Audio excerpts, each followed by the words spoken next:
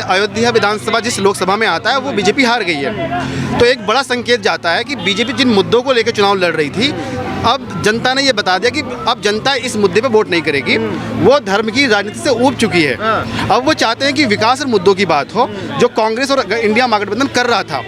और जिस तरह सीटें बढ़ी हैं इंडिया महागठबंधन की, वोट परसेंटेज भी अगर आप इंडिया और एनडीए कंपेयर करेंगे तो बहुत ज़्यादा इंडिया का गठबंधन का वोट परसेंटेज आया है, तो उससे उन्हें एक बूस्ट मिला है, हिम्मत आई है, उसी आत्मविश्वास से वो गुजरात में हराने की बात कह रहे हैं। भाई साहब कुछ ज़्यादा नहीं हो गया ये? मतलब कुछ भी कह रहे कि जनता ऊब चुकी है धर्म की राजनीति से। उन्होंने सही बोला कि अयोध्या में दिखा दिया जनता ने कि क्या करना चाहती है जनता। सबसे पहले कि अयोध्या में वर्ल्ड क्लास का एयरपोर्ट बना, वर्ल्ड क्लास का रेलवे स्टेशन बना, वर्ल्ड क्लास का कॉरिडोर बना। उसके बाद जनता ने बता दिया कि विकास उनके लिए मैटर नहीं करता है, जातिगत राजनीति उनके लिए सबसे ज़्यादा मैटर करती है। जातिगत और धार्मिक एक पक्ष की राजनीति कितना भी विकास कर लो, जैसे रामपुर गाँव में इतने आवास मिले लेकिन एक भी वोट नहीं मिला, तो यहाँ देश में सबसे बड़ी बात यूपी और बिहार में जो स्पष्ट करती है कि यहाँ जातिगत राजनीति और धार्मिक राजनीति से आगे राजनीति बढ़ी ही नहीं है। भले आप विकास के नाम पे कुछ भी दे दो, कुछ भी दे दो, आईआईटी की संख्या बढ़ा दो, एम्स की संख्या बढ़ा दो, लेकिन वोट तो देंगे हम जाति के आधार पे। अयोध्या सबसे बड़ा एग्जांपल है इसका। अब भाजपा भी ऐसे ही करेगी, विकास के नाम पे एक जातिगत सीट पे एक जातिगत पर्सन को खड़ा कर देगी और वहां से जीत जाएगा। शाबाश बेटा, बहुत बढ़िया। Same form. तो अगर आप विकास की बात करें, अच्छी बात है, आपने बढ़िया बात की है, तो विकास तो कांग्रेस ने भी किया है। कौन कौन से? आईआईएम की स्थापना शुरुआती दौर में जो नेहरू जी के टाइम से अगर आप देखें, आईआईटी, इसरो बनाना और जो गेल, सेल और एलआईसी बनाना, जहां आप खड़े हैं, ये फिलहाल ये जो टाइल्स लगी है ये बनाना, नहीं ये उसने बनाई है, मैं इसकी बात कर रहा हूँ। तो कांग्रेस का भी तो जेन्युइन विकास है। इंदिरा गांधी ने जो न्यूक्लियर वहाँ पे जो परीक्षण किया था उसको भी तो मानना पड़ेगा आपको। तो एक दो बार वोट दिया आपने फिर कांग्रेस को इस हिसाब से? नेवर। देखिए, सबसे पहले आपने वोट की बात कही। 1970 तक भारत में विपक्ष का नाम भी नहीं था। विपक्ष के पहले नेता रामसेवक सिंह 1969 में चुन के आते हैं। विपक्ष उससे कहते हैं 1/3 वोट मिल जाए। और आपने जो विकास की बात की, आईआईटी एम्स पे जो कांग्रेस छाती पीटती है, मैं आपको बता दूं कि आईआईटी एम्स जो इंस्टीट्यूट थे, यूनिवर्सिटी थी जो पहले बन गई थी। आप सर्च के लिए रुड़की इंजीनियरिंग कॉलेज 1846 में अंग्रेज बनाते हैं, आगे जाके आईआईटी रुड़की हो जाता है। अरे बाप रे, ये तो धोती खोल रहा है। एक मिनट, 1858 में मद्रास, पुणे और बॉम्बे की आईआईटी जो आजकल चल रही है यूनिवर्सिटी आगे थी, आगे जाके आईआईटी का ब्रांच ऐड हो जाता है। सेम टाइम पे 1919 में बीएचयू बनता है, आगे जाके आईआईटी बीएचयू बन जाता है। 1875 में अलीगढ़ मुस्लिम यूनिवर्सिटी बन जाती है, आगे जाके उसको भी आईआईटी में तब्दील कर दिल्ली। क्या बात है सर, क्या बात है सर, क्या बात, ये बात है। यूनिवर्सिटी कब की बनी है? 1950 से पहले की बनती। कोलकाता यूनिवर्सिटी 1950 से पहले, पटना यूनिवर्सिटी 1950 से पहले। आईआईटी के 5 ऐसे इंस्टीट्यूट बता दे जो कि कांग्रेस ने बिल्डिंग भी बनाई हो और वो भी किया हो। खड़गपुर से लेके रुड़की से लेके मद्रास, पुणे, बॉम्बे, हर एक चीज आगे बनी हुई थी। बाद में अब आते हैं एम्स पे। 1999 से पहले भारत में मात्र एक एम्स था। 2003 में आप सर्च कर सकते हैं, अटल बिहारी वाजपेयी ने नागपुर में खड़े होकर टाइम्स ऑफ इंडिया पे होगा भी 3 अगस्त 2003 को बोला था कि हम 6 और एम्स बनाने वाले हैं। 1999 से पहले भारत में मात्र एक एम्स था 50 सालों की कांग्रेस के शासन में, लेकिन उसके बाद और एम्स बनता है। अब इसरो पे आते हैं। अरे बाप रे, ये तो धोती खोल रहा है। भारत में इसरो की स्थापना, एक मिनट, भारत में इसरो की स्थापना होती है 1969 में। भारत के सामने फिसड्डी सा देश पाकिस्तान भारत की इसरो से 8 साल पहले अपने सुपार्कों का निर्माण करा लेता है। यहाँ भी हम पीछे जाते हैं। अब आते हैं पोलियो की वैक्सीन, जिसपे कांग्रेस इतना छाती पीटती है। दुनिया ने पोलियो वैक्सीन 1950 में बना लिया, साके को इसीलिए नोबेल पुरस्कार भी मिल गया। उसके बाद चेकोस्लोवाकिया और यूरोप के कई देश पोलियो मुक्त भी हो गए, और भारत उस पोलियो के एक अच्छे से मतलब विदेश का निर्णय लेते लेते 50 साल लगा देता है। 50 साल के बीच में जितने पोलियो से लोग मरे, उनकी जिम्मेवारी कौन लेगा? इसकी बात कौन करेगा? जवाब देखिए, देखो सुन लो, इन्होंने कुछ बातें सही कही हैं, उसमें हम डिनाई, हम पढ़े लिखे लोग हैं, सही बात। इन्होंने नहीं, कुछ पुराने हमारे इंस्टीट्यूट थे जिनसे बीएचयू बताया, रुड़की जो है उसको आईआईटी का दर्जा बाद में दिया, और भी हो सकते हैं, मैं यहाँ पे आई अप्रिशिएट यू, ठीक है। लेकिन बहुत सारी संस्थाएं ऐसी हैं जो नई भी बनी हैं, जो शुरू में एकदम, जैसे आईआईटी दिल्ली की बात कर लें, ठीक है, या दिल्ली एयरपोर्ट है, क्या ये शुरू में ही क्या बीजेपी ने बना दिया? फिर क्या बता? मैं एम्स की बात कर रहा हूँ ना, इसकी कौन सा इंदिरा गांधी आईजीआई की बात कर रहा हूँ। या पहले जो आजादी से पहले भारत में कितने गांवों में बिजली थी? वो तो गिर गया। अब ये उस पर क्या जवाब देंगे? कैसा बनाया, कितना नुकसान हुआ वहाँ पे? राहुल गांधी हाथरस जा रहे हैं, अब क्यों नहीं बता रहे? दिल्ली एयरपोर्ट खुल गया, खुलासा हो गया, खुलासा। जितने भी एयरपोर्ट्स भारत में हैं, आप गूगल कर लो, कितने कांग्रेस के टाइम में बने हैं, कितने बीजेपी के। अगर आप ईमानदार हैं तो आप पता कर लेना, ठीक है। नहीं, अभी पूरा होना दो। बिजली की जो कंजम्पशन भारत में बढ़ी है और कितना जनरेशन बढ़ा है, कितने गांव में बिजली कांग्रेस टाइम में पहुंची है और अब पहुंची है, उसका भी आप कंपैरिजन कर लें। और जो हमारी जो इन्फ्लेशन रेट है, जो हमारा डॉलर, जो हमारा रुपया कमज़ोर हुआ डॉलर के मुकाबले, वो कांग्रेस शासन में कितना कमज़ोर हुआ है और एनडीए शासन में कितना कमज़ोर हुआ है, इसका भी ईमानदारी से एनालिसिस करना। आई एप्रिशिएट यू। अच्छा, अभी बदत है भाई, अभी बदत है। ठीक है, इन्होंने डॉलर की कमजोर की बात की है ना।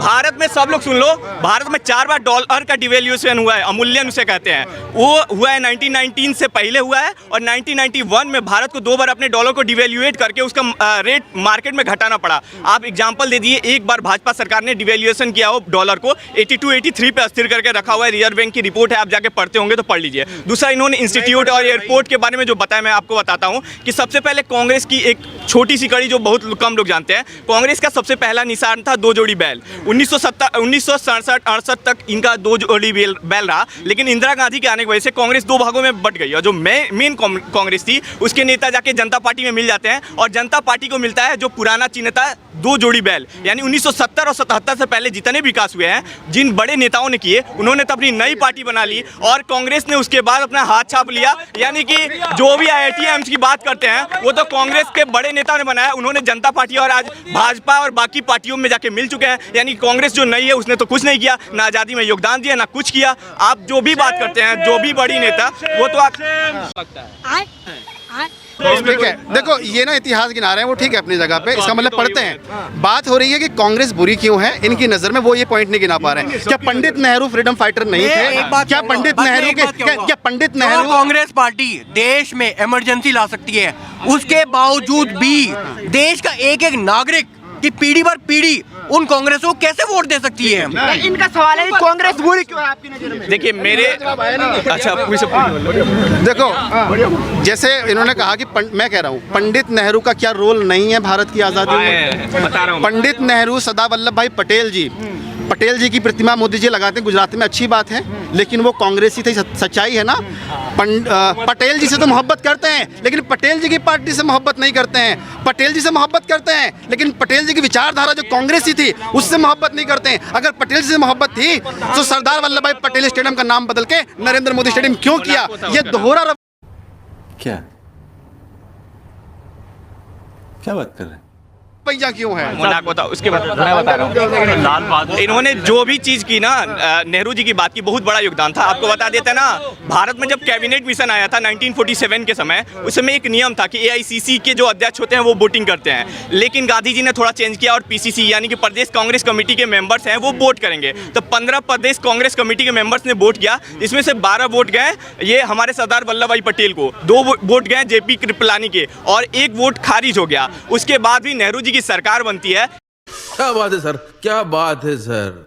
इस वजह से खुन्नस है भाजपा को कि जो लायक होता है उसको लायक की वजह से आगे नहीं लिया जाता, लेकिन नेपोटिज्म को आगे लाया जाता है। और सेम टाइम पे इन्होंने जिस भी विकास की बात की है, मैं इनको बार बार बता रहा हूँ कि 1970 से पहले का जो भी विकास है भाई, उस ओल्ड कांग्रेस ने किया है, जो कि आज जनता पार्टी, समाजवादी पार्टी और विभिन्न पार्टियों और BJP पार्टी और बाकी पार्टियों में विभक्त हो गई है। जो कांग्रेस का एक्चुअल विकास है वो 1977 की बात है, जब ना IIT की स्थापना हुई थी, ना एम्स की स्थापना हुई थी, ना IIM की स्थापना हुई थी। तो आप किस पे बात कर रहे हैं? आज तक किसी ने सारे खोल दिए। देखो, बात डिबेट अच्छी हो रही है, मजा आ रहा है। जैसे इन्होंने कहा कि यहाँ ठोको, कांग्रेस की यहाँ सारी चिट्ठियां खुल गई है, अभी तक कांग्रेसी होते हुए मजा आ रहा है।